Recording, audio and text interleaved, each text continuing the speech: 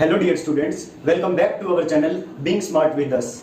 प्यारे बच्चों, जिन भी बच्चों को ये दिक्कत हो रही हो कि मुझे मैथ लेना चाहिए या छोड़ देना चाहिए, ये मेरे लिए ठीक है या नहीं है, तो इनके लिए, इन बच्चों के लिए मैं एक बात बोलता हूं कि ध्यान रखना हमेशा अपनी लाइफ में कि एक बार जो डिसीजन लो उससे लेने से पहले 100 बार सोचो, 200 बार सोचो, जितनी बार भी सोचना है सोचते रहो। लेकिन एक बार जब डिसीजन ले लिया फिर अपना सारा 100% फोकस उस पर डाल दो, उस डिसीजन को जो आपने लिया उसको सही बनाने के लिए। तो आपने जो डिसीजन लिया है वो बहुत ही अच्छा डिसीजन लिया है, बिलीव मी। बस अब आपको ये चीज छोड़ के कि ये सही है या गलत है, इस चीज को छोड़ के अपना सारा ध्यान अब पढ़ाई के ऊपर लेके आ जाओ और पूरी मेहनत और लगन के साथ पढ़ने लग जाओ। जब आप एक बार इसको कर जाएंगे ना, जैसे आपने 10th कर ली पार, तो अब आपको लगता होगा कि 10th में तो कुछ भी नहीं था। ऐसे ही शुरू में मुश्किल लगती है कोई भी चीज, जब आप इसे कर जाएंगे तो आपको लगेगा कि इसमें तो कुछ भी नहीं था। तो और भी सब्जेक्ट, जो बच्चे साइंस और कॉमर्स में उलझे हुए हैं, उनके लिए भी ये बात है कि आप अब जो डिसीजन ले लिया उसको फाइनल करें, लॉक करें और उसके बारे में सोचना छोड़ दें और अपना काम की तरफ ध्यान ले आए और काम की तरफ ध्यान दें, ताकि आपकी पढ़ाई आगे प्रोसीड हो सके। ठीक है, तो बस हंसते रहिए और मुस्कुराते रहिए और पढ़ाई करते रहिए।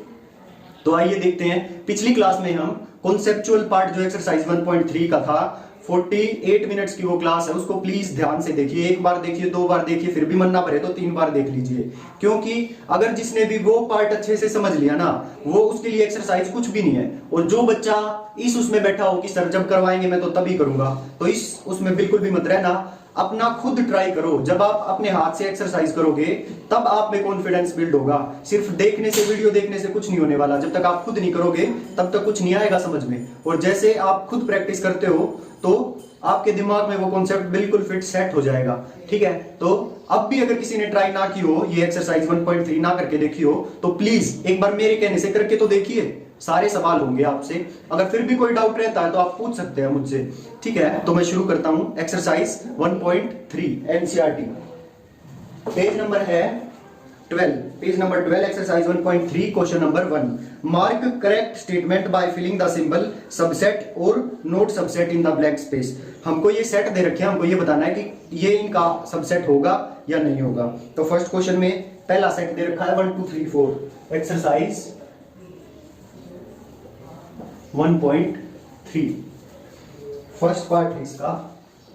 First part 2,3,4 dash 1,2,3,4,5। तो सबसेट कब होता है कि जब ये सारे, ये सेट सबसेट कब होगा इस सेट का, जब ये सारे एलिमेंट इस सेट में होंगे। तो देखो 2 भी है, 3 भी है और 4 भी है, ये सारे एलिमेंट इस सेट में है ना, तो इसका मतलब ये वाला सेट सबसेट है इसका। तो जो सबसेट होता है वो इस तरफ आता है और इसका मुंह किस तरफ खुलता है, जो बड़ा होता है। ठीक, तो फर्स्ट क्वेश्चन का फर्स्ट पार्ट मेरे ख्याल समझ में आ गया होगा। सेकंड पार्ट देखिए इसका। Second part A, B, C dash B, C, D। अब देखिए, तो ये वाला सेट सबसेट जब होगा इस सेट का, जब इसका जो एलिमेंट है, इसके ये सारे एलिमेंट इस सेट में होंगे। तो देखते हैं, A है इस सेट में, है उसमें नहीं है, तो A नहीं है ना उस सेट में, तो इसका मतलब ये सेट सबसेट नहीं है इसका। तो इसको कैसे लिखेंगे, this is not subset of that set. Third part देखिए, थर्ड पार्ट में क्या है, X such that X is a student of class 11th of your school. X such that X is a student of your school. X such that X is a student of class 11th dash। और ये set क्या है, X such that X is a student of school। तो जो 11th class के student होंगे वे सब school के अंदर ही तो होंगे, वे सारे स्कूल के ही तो स्टूडेंट होंगे। तो ये सेट क्या है, सबसेट है इस सेट का। तो इसमें हमने सबसेट वाला साइन लगा दिया। अब फोर्थ पार्ट देखो क्या है। फोर्थ पार्ट है X such that X is a circle in the plane। X such that X is a circle in the plane। जितने भी सर्कल प्लेन में होंगे वे सारे सर्कल मेरे सेट में है डैश। अब दूसरा सेट क्या दिया हुआ है, X such that X is a circle in the same plane with radius 1 unit। X such that X is a circle in the same plane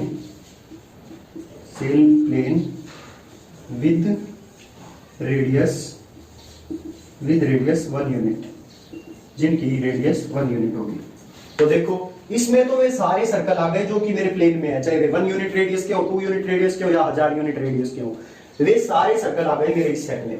और इस सेट में सिर्फ वे सर्कल है मेरे प्लेन के जिनकी रेडियस 1 यूनिट है।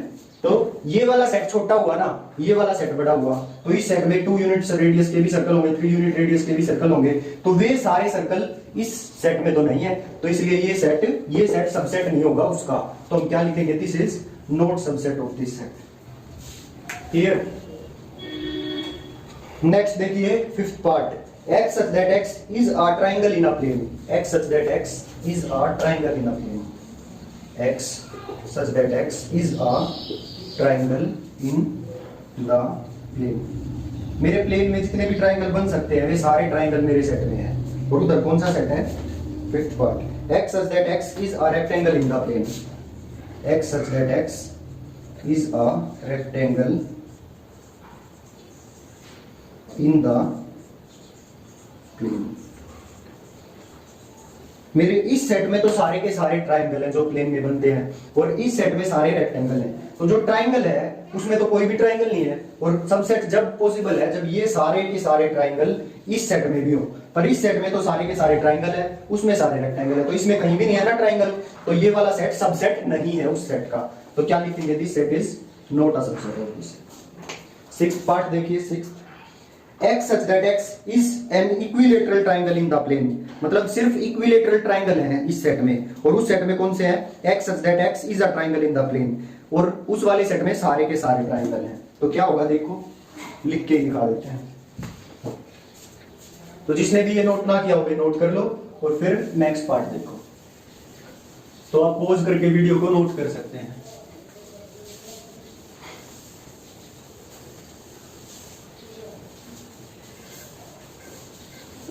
नेक्स्ट पार्ट क्या था, x such that x is an equilateral triangle in a plane, और पार्ट नंबर है ये sixth part, x such that x is an equilateral triangle in the plane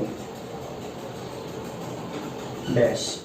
और इसमें कौन है, इसमें सारे ट्राइंगल है, x such that x is a triangle in the plane।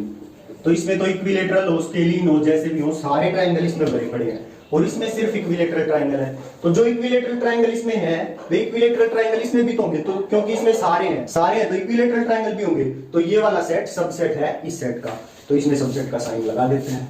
So this is subset of this set. Next seventh part देखिए, x such that x is an even natural number, 7, x such that x is an even natural, ये इसमें even natural number है, और इसमें dash, और इसमें कौन है, x such that x is an integer।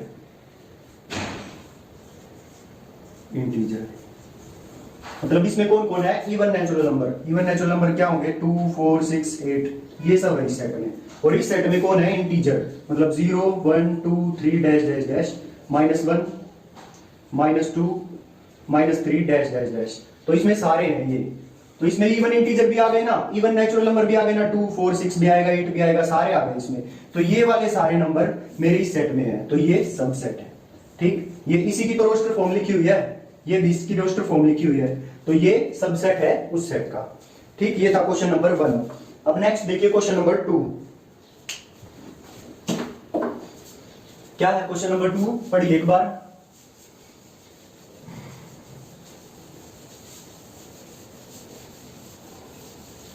बस एक बार कॉन्सेप्ट अगर समझ में आ गया जिस भी बच्चे को, तो कोई भी दिक्कत नहीं आएगी।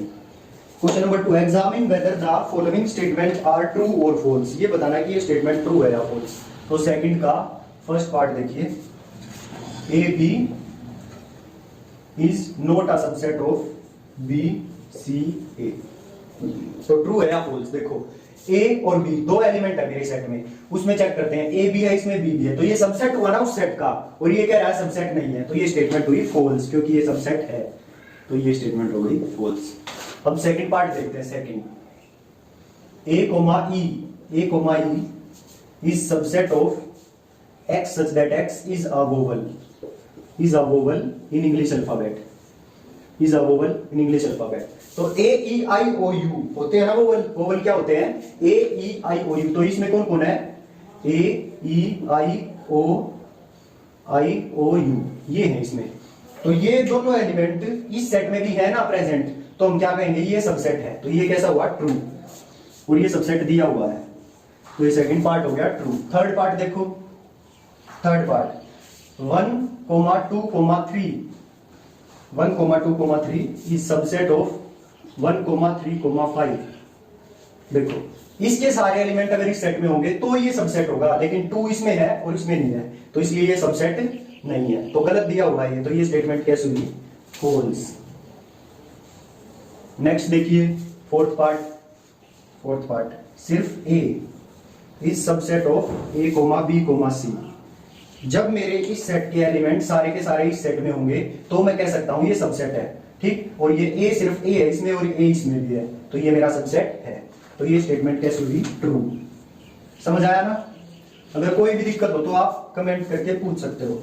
फिफ्थ पार्ट देखिए, इसमें भी खाली ये है, A belong to A comma B comma C. Belong to का मतलब क्या होता है? कि ये सारी चीज, ये पूरा विद ब्रैकेट अगर इस सेट में होता ना, तब हम कह सकते थे कि ये बिलोंग टू है इस सेट से। अब आप ये नहीं कह सकते कि ए तो इसमें भी है और इसमें भी है। हम सबसेट चेक नहीं कर रहे, हम अब चेक कर रहे हैं कि ये पूरा इसके अंदर है या नहीं। बिलोंग का मतलब होता है ये पूरा, जिस तरह ए बिलोंग टू है this set, B also belong to this set, C also belong to this set. पर ये पूछ रहा है set A belong to this set. अगर इसमें इस तरह आता ना, होता ना ये, मतलब अगर ये ऐसे लिखा होता ए बी सी, तो हम कह सकते थे कि set A belong to this set. समझे? क्योंकि पूरा का पूरा सेट ए इसके अंदर है। लेकिन अब नहीं कह सकते हम कि पूरा का पूरा सेट ए इससे बिलोंग करता, क्योंकि ये एलिमेंट ए है इसमें, सेट ए नहीं है इस सेट में। तो ये स्टेटमेंट कैसे हुई? फॉल्स। समझ गए ना? नेक्स्ट पार्ट देखिए, sixth part, x such that x is an even natural number less than 6, x such that x is an even natural number less than 6। मेरे सेट में वे सारे इवन नेचुरल नंबर हैं जो कि 6 से छोटे हैं। तो कौन कौन होंगे? 2, 4 और 6 से छोटे सिर्फ 2 और 4 है। और उस वाले सेट में कौन कौन है? x such that x is a natural number which divides 36। वे सारे नेचुरल नंबर हैं जो कि 36 को डिवाइड करते हैं। तो कौन कौन होंगे? नेचुरल नंबर 1 भी डिवाइड करेगा, 2 भी, 36 को 3 भी डिवाइड करेगा, 4 भी डिवाइड करेगा, 5 नहीं करेगा, 6 भी करेगा, 7 नहीं करेगा, 8 नहीं करेगा, 9 करेगा, 10 नहीं करेगा, 11 नहीं करेगा, 12 करेगा, 13 नहीं करेगा, 14, 15 नहीं करेगा, 16, 17, 18 करेगा, 18 के बाद सीधा 36 करेगा। तो मेरे इस वाले सेट में तो सिर्फ 2 और 4 है, और इस वाले सेट में ये सारे एलिमेंट। तो ये सबसेट जब होगा जब ये दोनों एलिमेंट इस सेट में हो, तो 2 भी है इस सेट में और 4 भी है इस सेट में। तो ये स्टेटमेंट कैसे हुई? ट्रू, क्योंकि सबसेट हो गया ना, तो इसलिए ये स्टेटमेंट हो गई ट्रू। तो ये था मेरा सेकंड क्वेश्चन। अगर किसी को कोई भी डाउट हो, छोटे से छोटा भी डाउट हो, तो वो कमेंट में या टेलीग्राम पे मुझसे पूछ सकते हो।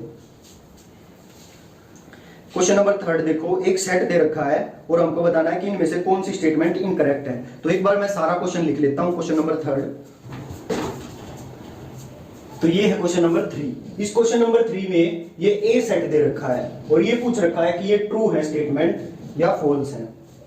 Which of the following statement are incorrect and why? ये बताना है कि इनमें से कौन कौन तो इनकरेक्ट है, और इनकरेक्ट है तो क्यों है, और कौन कौन सी करेक्ट है, ये बताना है। तो फर्स्ट पार्ट देखो, ये एक सेट दे रखा है मेरे को जिसमें 3 और 4 हैं, ठीक। अब ये बताना है क्या ये सबसेट है सेट ए का। तो सबसेट कब होगा ये सेट ए का? जब ये इसके एलिमेंट इस सेट में हो। तो इस सेट में देखना 3 और 4 इस सेट में है या नहीं। देखो ये पूरा एक सेट है, इसमें खाली जिस तरह 1 और 2 है ना, इस तरह होने चाहिए थे 3 और 4। तो तब तो मैं कह देता कि हाँ 3 और 4 इस सेट में है, लेकिन ये 3 और 4 इस सेट में नहीं है। ये पूरा का पूरा एक सेट है इसमें, लेकिन ये एलिमेंट 3 और 4 नहीं है। ये तो सेट के अंदर जो सेट है ना उसमें है 3 और 4, तो वो वैलिड नहीं होंगे। जिस तरह ये 1, 2 और 5 आए हुए हैं इसमें, अगर इस तरह 3 और 4 आए होते तो मैं कह सकता था कि हाँ ये 3 और 4 इसमें है और इसमें भी है, तो इसलिए ये सबसेट है। लेकिन ऐसा नहीं है, तो ये सबसेट नहीं हो सकता। तो क्या लिखना है? This statement is false. और रीजन क्या लिखोगे इसका? This statement is false because 3,4 do not belong to set A, do not belong to A, मतलब ये सेट ए में नहीं है। सब सेट कब होगा ये सेट? जब 3 और 4 भी इस सेट में होंगे, और 3 और 4 इस सेट में है नहीं, तो इसलिए ये स्टेटमेंट फॉल्स है। नेक्स्ट देखते हैं, दिस सेट, पूरा का पूरा सेट बिलोंग टू ए। अब देखो इस सेट में कौन कौन बिलोंग करते हैं? एक तो 1 बिलोंग करता है क्योंकि 1 इस सेट के अंदर है ना, 2 बिलोंग करता है इस सेट से क्योंकि 2 भी इसके अंदर है, और ये पूरा का पूरा सेट भी बिलोंग करता है इसे क्योंकि ये पूरा का पूरा सेट इसके अंदर है, और 5 भी बिलोंग करता है इस सेट से क्योंकि 5 भी इस सेट के अंदर है। तो ये पूछ रहा है क्या this belong to this set A? तो बिलोंग तो करता है क्योंकि ये पूरा का पूरा सेट के अंदर है 3 और 4। So this statement is true क्योंकि ये पूरा का पूरा सेट ए में है। अब नेक्स्ट देखते हैं, ये 3 और 4, ये 3 और 4 का एक सेट बना दिया, मतलब सेट ये जो 3 और 4 था इसका एक सेट बना दिया। ये पूछा है क्या दिस इज सबसेट ऑफ ए? अब ये वाली चीज जो इसके अंदर है, अगर ये वाली सेम चीज अगर उस सेट में होगी ए में, तो मैं कह सकता हूं ये सबसेट है। तो ये वाला सेट जो इसके अंदर है, ये वाला, ये पूरा का पूरा है ना इसमें, है ना, तो इस सेट का एलिमेंट इस सेट में है, तो हम कह सकते हैं कि ये वाला सेट सबसेट है ए का। तो ये स्टेटमेंट कैसी हुई? ट्रू। कोई दिक्कत? सबसेट की डेफिनेशन क्या कहती है कि सबसेट जब होऊंगा मैं, जब मेरा एलिमेंट उसमें मिल जाए। इसका एलिमेंट कौन है? ब्रैकेट 3,4, और ब्रैकेट 3,4 है तो इस ए में, तो इसलिए ये सबसेट है, सबसेट है तो ट्रू है। ठीक, नेक्स्ट देखते हैं, 1 बिलोंग टू ए। बिलोंग कब करता है कोई भी चीज? जब वो उसमें होती है। तो 1 है ना ए में, तो 1, जिस तरह मेरी फैमिली में 5 मेंबर हैं, तो मैं अपनी फैमिली को बिलोंग करता हूं, मेरा छोटा भाई भी मेरी फैमिली को बिलोंग करता है। ठीक, तो मतलब जो जो एलिमेंट सेट में होते हैं वे सारे बिलोंग करते हैं उस सेट को, तो ऐसे ही 1 भी बिलोंग करता है ए को, तो ये स्टेटमेंट कैसी है? ट्रू। अब ये कह रहा है 1 सबसेट है ए का, सबसेट नहीं है। सबसेट होने के लिए पहले सेट तो होना चाहिए। सेट कैसा होता है? जो ब्रैकेट के अंदर हो, और ये तो ब्रैकेट के अंदर ही नहीं है, तो इसलिए ये तो सेट ही नहीं है। तो एलिमेंट कोई भी, जैसे ये 1 है, ये हम कहेंगे 1 बिलोंग टू सेट ए। हम ये नहीं कह सकते कि 1 सबसेट है सेट ए का। अगर ये ब्रैकेट में देता ना इस 1 को, तो हम कह सकते थे कि ये 1 ब्रैकेट में अगर होता तो ये एक सेट होता पहले, तो फिर हम कह सकते थे कि ये सेट सबसेट है ए का। अब तो ये सेट ही नहीं है, ब्रैकेट में ही नहीं है, तो इसलिए this statement is false. False because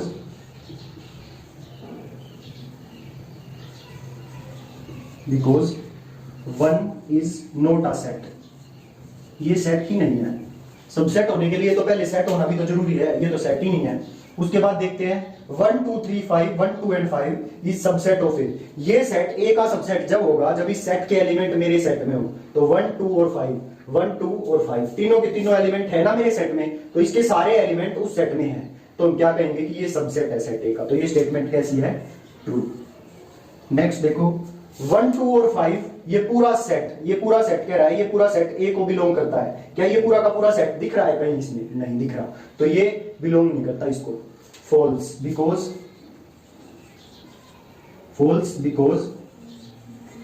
set 1 2 5 is not an element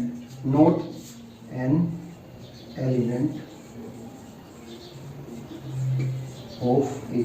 मतलब ये पूरा का पूरा सेट एक एलिमेंट की तरह होना चाहिए था। ये पूरी की पूरी चीज ऐसे कोमो में होनी चाहिए थी। जैसे ये पूरा सेट है ना एक कोमो में, ऐसे ही अगर ये भी होता तो मैं कह सकता था कि दिस सेट बिलोंग टू ए। अब नहीं है तो नहीं होगा। नेक्स्ट देखते हैं 1 2 एंड 3 इज सबसेट ऑफ ए। 1 2 3 1 2 3 अगर ये तीनों एलिमेंट मेरे सेट ए में होंगे तो ये सबसेट हो सकता है। 1 है, 2 भी है, लेकिन 3 नहीं है। 3 भी ऐसे अगर इस सेट के बाहर होता ना, ये ब्रैकेट में नहीं होता, तो हम कह सकते थे है, लेकिन अब अकेला 3 कहीं नहीं दिख रहा ना, तो इसलिए ये वाला सेट सबसेट नहीं है। False because 3 do not belong to set A, क्योंकि 3 सेट ए में नहीं है, इसलिए ये सेट सबसेट नहीं है। क्लियर? तो अब देखते हैं ऊपर 9th part, 5 belong to A. 5 belong to A, 5 का मतलब कुछ भी नहीं है, तो इस सेट में 5 तो हर सेट में होता है, मतलब 5 तो कुछ होता ही नहीं, 5 नल सेट होता है, तो 5 हर एक सेट को बिलोंग करता है, फाइनल सेट। तो ये स्टेटमेंट कैसे हुई? True.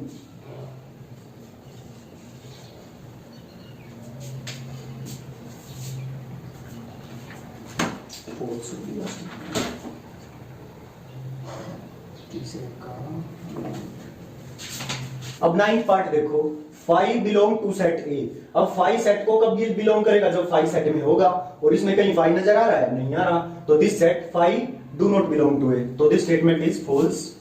false because phi is not there in set A, क्योंकि phi है ही नहीं हमारे सेट में।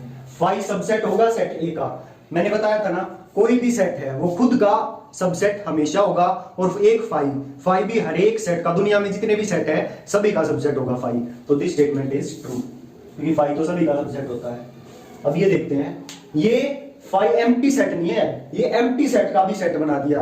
तो ये सेट सबसेट जब होगा जब ये फाई एलिमेंट, ये फाई मेरे ए सेट में होगा। कोई भी सेट सबसेट जब होता है जब उसका एलिमेंट सेट में हो। इसका कौन एलिमेंट फाई, खाली नहीं है ये, इसमें है एक एलिमेंट फाई। तो ये फाई अगर मेरे सेट में होता तो सबसेट हो जाता, लेकिन फाई नहीं है इसमें, तो इसलिए फाई ये वाला सेट सबसेट नहीं है। फॉल्स बिकॉज, रब कर दूं ना इसको, तो आप नोट डाउन भी कर सकते हैं, इसको स्क्रीनशॉट भी ले सकते हैं। फॉल्स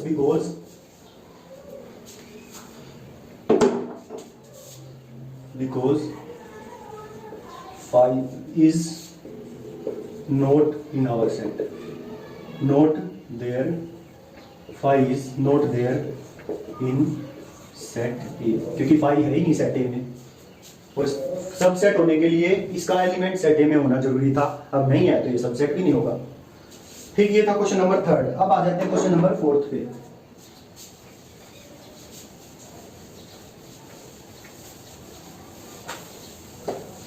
साथ ही साथ नोट करते जाइए इन सारे सॉल्यूशंस को।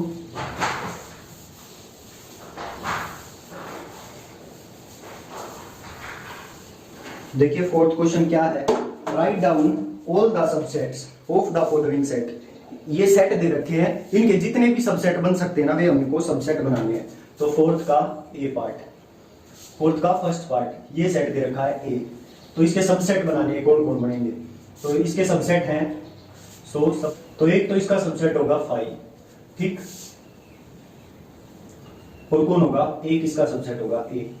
जो एम्प्टी सेट होता है वो हम ब्रेसिस में नहीं लिखते, उसको सिंपल फाई लिखते हैं, ठीक। तो इसके दो सबसेट है, एक तो एम्प्टी सेट जो कि सभी का सबसेट होता है, और एक ये सेट खुद, क्योंकि खुद का सभी सबसेट होते ही है ना, तो इसके सिर्फ दो सबसेट बनेंगे। नेक्स्ट सेकंड पार्ट देखिए क्या है, फोर्थ का सेकंड पार्ट, ए कोमा बी सेकंड पार्ट। ये क्वेश्चन हमेशा पेपर में जरूर पूछा जाता है।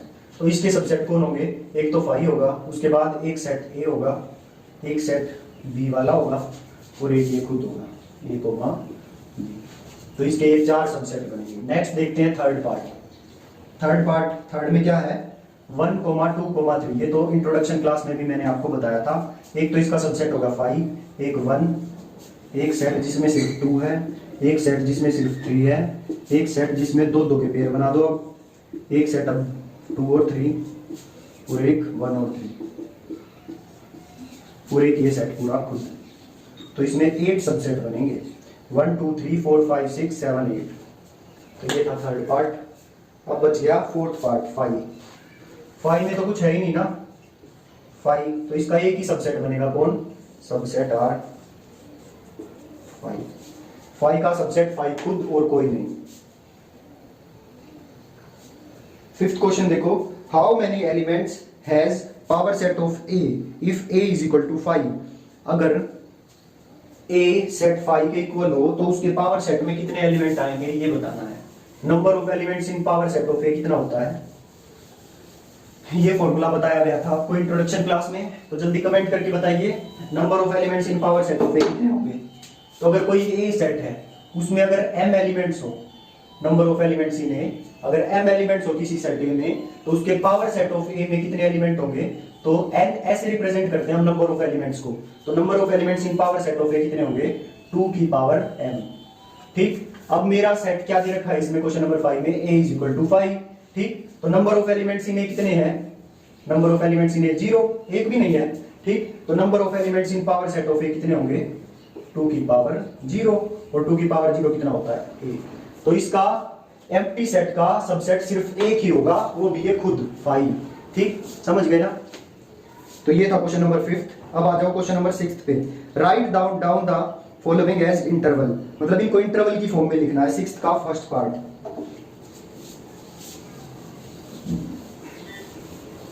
क्वेश्चन नंबर 6 का फर्स्ट पार्ट,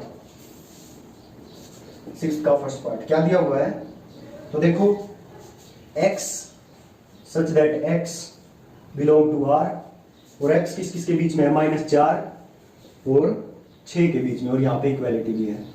ठीक, तो इसका इंटरवल क्या बनेगा, ओपन -4, 6 और इस साइड से क्लोज, क्योंकि यहाँ पे इक्वालिटी भी आ गई ना।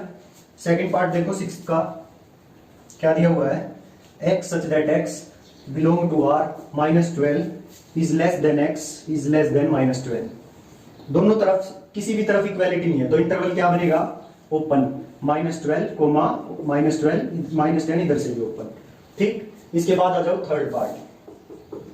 थर्ड पार्ट समझ में आ रहा होगा ना। अगर किसी को भी कोई भी डाउट हो तो आप कमेंट में या टेलीग्राम पे कहीं भी मुझसे पूछ सकते हो, और जिसने भी अभी तक वीडियो को लाइक ना किया हो वो प्लीज इस वीडियो को लाइक करें। नेक्स्ट थर्ड पार्ट देखिए, x such that x belong to R and x is between 0 to 7। Third part क्या है, x such that x belong to R and x is between 0 to 7। तो इस तरफ से equality है तो इस तरफ से होगा क्लोज्ड, 0, इस तरफ इक्वालिटी नहीं है तो इस तरफ से होगा ओपन।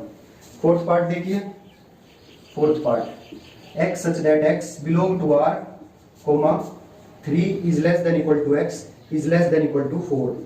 तो दोनों तरफ से इक्वालिटी है इसमें, तो इस तरफ से होगा क्लोज्ड 3, क्लोज्ड 4। नेक्स्ट हो गया ये खत्म।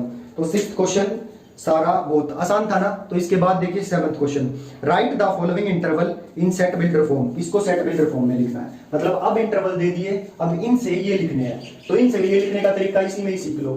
तो देखो जब ये इंटरवल था तो स्टार्ट कैसे करनी है, x such that x belong to real number, मतलब मेरे सेट में सारे वे रियल नंबर हैं जो -4 और 6 के बीच में है। ठीक, तो इसको कैसे लिखूंगा, x such that x belong to R such that x is between -4 to 6। इस तरफ क्लोज्ड है तो इस तरफ इक्वालिटी भी आ जाएगी। ठीक, वैसे इसको लिखा, वैसे ही इसको, वैसे ही इसको। तो अब क्वेश्चन नंबर 7 देखो, मतलब इसमें जो आंसर था अब वो आंसर दिया हुआ है और ये क्वेश्चन बनाना आपको, सेट बिल्डर फॉर्म बनानी है इसकी। तो देखो कैसे बनेगी set builder form. Question number 7 का फर्स्ट पार्ट,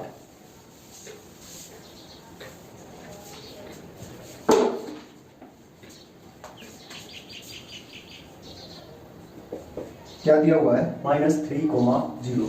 इसको सेट बिल्डर फॉर्म में लिखना है, तो कैसे लिखेंगे, x such that x belong to R, and x किस किस के बीच में है, -3, लेस देन 0 के बीच में। ठीक, दोनों तरफ से इक्वालिटी नहीं आएगी क्योंकि दोनों तरफ ओपन है। Second closed 6, 12। तो इसमें क्या लिखेंगे, x such that x belong to real number. मेरे सेट में भी सारे रियल नंबर हैं जो कि +6 से तो बड़े हैं और 12 से छोटे हैं। दोनों तरफ से क्लोज्ड है तो दोनों तरफ इक्वालिटी आएगी। थर्ड पार्ट देखिए, x such that x belong to real number such that x is between 0 और 7 के बीच में।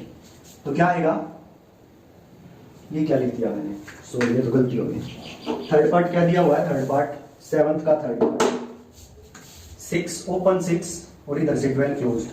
तो इसको कैसे लिखेंगे, x such that x belong to real number and x is between 6 and closed 12। Closed है तो इस तरफ इक्वालिटी आ जाएगी और यहाँ से ब्रेसेस क्लोज्ड। अब फोर्थ पार्ट देखिए, समझ में आ रहा है ना। कोई भी अगर थोड़ी सी भी दिक्कत हो तो आप कमेंट में पूछ सकते हो।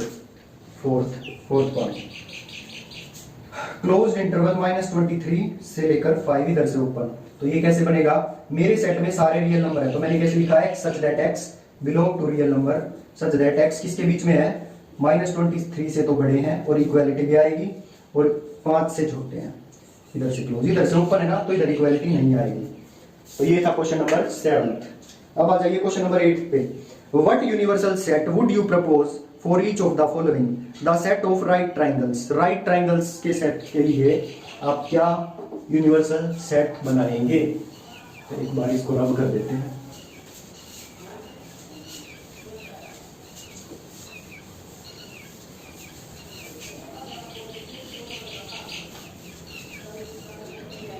यूनिवर्सल सेट वो होता है जिसमें कि सारे के सारे सेट आ जाएं उस कॉन्टेक्स्ट में, जिस कॉन्टेक्स्ट में हम बात कर रहे हैं उस कॉन्टेक्स्ट में अगर सारे के सारे सेट उसके अंदर आ जाने चाहिए, उस सेट को हम बोलते हैं यूनिवर्सल सेट। पिछली क्लास में समझाया गया था यूनिवर्सल सेट के बारे में भी। तो क्या होगा इसका universal set, the set of right triangles का। तो इसका यूनिवर्सल सेट होगा set of x such that x is a set of all triangles, जितने भी ट्राइंगल्स हैं उन सभी का सेट। ठीक, तो इसमें ये राइट ट्राइंगल्स वाले भी इसके अंदर आ गए सारे, तो ये हो गया यूनिवर्सल सेट। अब the set of isosceles triangle, इन दोनों के लिए ये यूनिवर्सल सेट। क्लियर। अब नेक्स्ट क्वेश्चन पे आ जाइए, 9th। Given that set A is equal to this, B is equal to this and C is equal to this, which of the following may be considered as universal set for all A, B and C? मतलब ये A, B और C तीन set दे रखे हैं और नीचे first, second, third, fourth ये तीन पार्ट दे रखे हैं। इनमें से कौन इनमें से यूनिवर्सल सेट हो सकता है इन तीनों सेट का? तो एक बार मैं इसको लिख लेता हूं।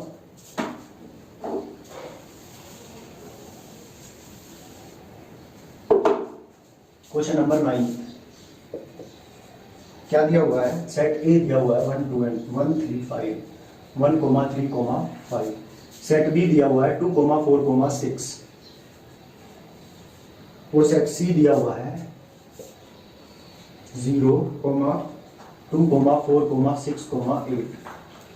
अब फर्स्ट पार्ट देखो, यूनिवर्सल सेट हो सकता है या नहीं? यूनिवर्सल सेट सब का सुपर सेट होता है। तो ए पार्ट में क्या दिया हुआ है? अब मेरे को ये चेक करना है कि ये फर्स्ट पार्ट ये यूनिवर्सल सेट हो सकता है या नहीं। यूनिवर्सल सेट वो होगा जो इन तीनों का सुपर सेट होगा, मतलब ये तीनों इसके सबसेट होने चाहिए, तो ये यूनिवर्सल सेट हो जाएगा, नहीं तो नहीं। तो ये यूनिवर्सल सेट जब पॉसिबल है जब ए बी इसका सबसेट हो, ये बी बी इसका सबसेट हो और सी बी इसका सबसेट हो। पहले ए चेक करते हैं इसका सबसेट है या नहीं। ए सेट में कौन कौन है? 1 3 और 5, 1 3 5 इसमें भी है, तो ए सबसेट है इस सेट का। ठीक है। बी को चेक करते हैं 2 4 और 6, 2 4 और 6 इसमें भी है, तो बी भी सबसेट है इस सेट का। सी क्या है? 0 2 4 6 8, 0 2 4 6 8 नहीं है, तो सी सबसेट नहीं है इस सेट का, तो इसलिए ये सेट यूनिवर्सल सेट नहीं हो सकता। यूनिवर्सल सेट वो जिसके सारे सेट सबसेट हो। इसने 3 सेट दिए हुए हैं, अगर ये तीनों इसके सबसेट हो जाते तो ये यूनिवर्सल सेट हो जाता, नहीं तो नहीं हो सकता। ठीक है।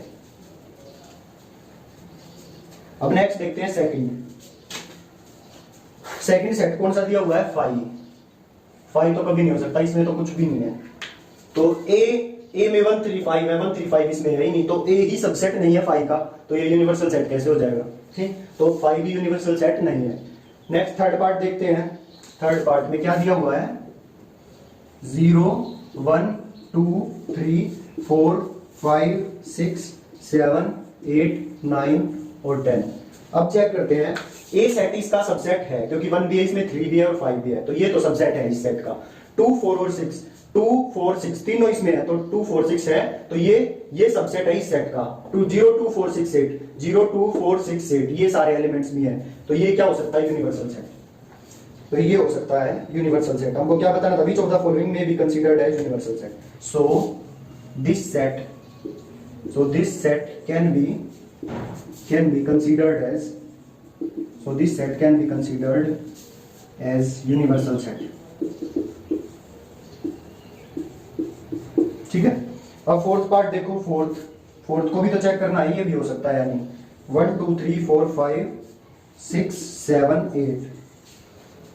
अब अगर ये तीनों के तीनों सेट इस सेट के सबसेट अगर हो जाएं तो हम कह सकते हैं कि ये यूनिवर्सल सेट हो सकता है। अब ये चेक करते हैं, 1 3 5 इसमें है, 1 3 5 इसमें है, तो ये सेट सबसेट है इसका। ए तो है सबसेट। अब बी को चेक करते हैं, 2 4 6, 2 4 6 तीनों के तीनों है इसमें, तो बी भी सबसेट है इस सेट का। लेकिन 0 2 4 6 8 0 नहीं है इस सेट में, तो ये सी सबसेट नहीं है इसका। तो यूनिवर्सल सेट वो होता है जिसके सारे सबसेट हो, सी सबसेट नहीं है इसका, तो ये भी यूनिवर्सल सेट नहीं हो सकता। ठीक, क्योंकि यूनिवर्सल सेट सभी सबसेट होते हैं उस सेट के, तो इसका तो सी सबसेट नहीं है ना, तो इसलिए ये यूनिवर्सल सेट पॉसिबल नहीं है। तो ये इसी के साथ हमारी एक्सरसाइज खत्म होती है। मैंने अपना 100% एफर्ट जो मैं दे सकता था मैंने वो दिया इस एक्सरसाइज को करवाने में। अब बारी आपकी है, आपको प्रैक्टिस करनी है। जब तक आप खुद प्रैक्टिस नहीं करोगे तब तक आपको समझ नहीं आएगा। जब आप खुद कॉपी पेन लेके उस सवाल को करने बैठोगे और एनालाइज करोगे कि ये कैसे हुआ, ये सबसेट क्यों नहीं हो रहा, और कोई दिक्कत आ रही है तो वीडियो को दोबारा देखिए, 3 बार देखिए, 4 बार देखिए, समझ आएगा। अगर फिर भी समझ नहीं आ रहा तो आप मुझसे टेलीग्राम पे पूछ सकते हो, कमेंट्स में पूछ सकते हो, कैसे भी पूछ सकते हो। ठीक है, मैं उसका रिप्लाई जरूर करूंगा। तो आपका वीडियो देखने के लिए बहुत बहुत धन्यवाद। मिलते हैं नेक्स्ट क्लास में। So thank you.